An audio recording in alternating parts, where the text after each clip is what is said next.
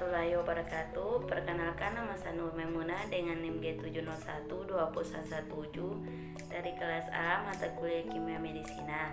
Di sini saya akan menjelaskan hubungan tentang fase farmakodinamik, fase farmakokinetik, dan biotransformasi pada obat isoniazid. Apa sih isoniazid? Isoniazid merupakan obat antibiotik yang digunakan dalam pengobatan tuberkulosis atau disebut dengan TBC. Obat isoniazid bisa dikombinasikan dengan tepat dengan beberapa obat seperti pyrazinamid dan etombutol. Adapun rumus dari obat isoniazid yaitu C6H7N3O, sedangkan berat molekulnya itu 137,14 gram per mol.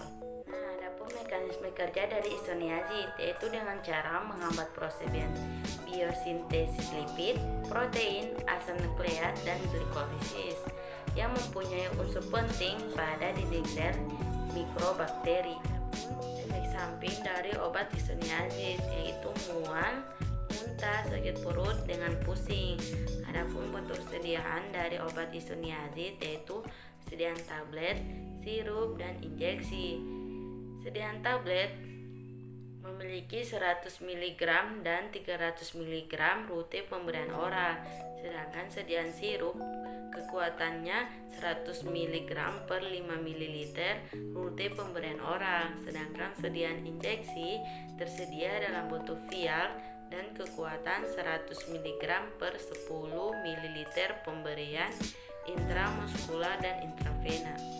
Dinamik obat isoniazid, yang mana isoniazid yaitu dengan cara menghambat proses metabolisme bakteri tuberkulosis atau disebut dengan TBC sebagai molekul antiionisasi.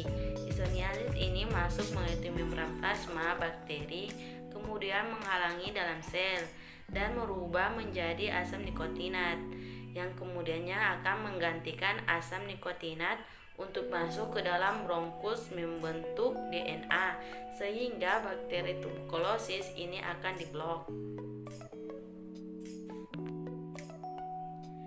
Nah, di sini saya akan menjelaskan tentang fase farmakokinetik, yang mana biasanya disebut dengan ADME, absorpsi, distribusi, metabolisme dengan ekresi. Obat isoniazid diabsorpsi dengan baik melalui saluran pencernaan, kemudian akan mengalami proses di usus halus di bagian mukosa.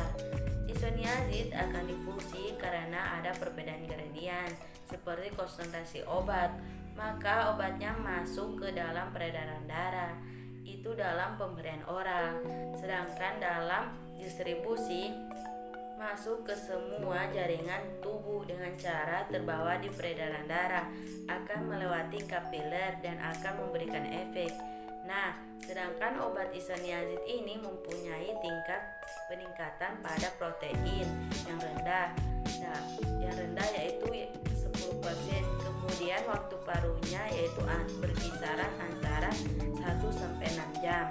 Sedangkan obat isoniazid juga dimetabolisme di hati dan diekresikan melalui urin, yaitu sekitaran lebih dari 75%, terutama sebagai metabolit dan fase dalam jumlah yang kecil. Nah, sekian yang saya bisa sampaikan, lebih dan kurangnya saya mohon maaf. Saya akhiri. Assalamualaikum warahmatullahi wabarakatuh. Bye bye semua.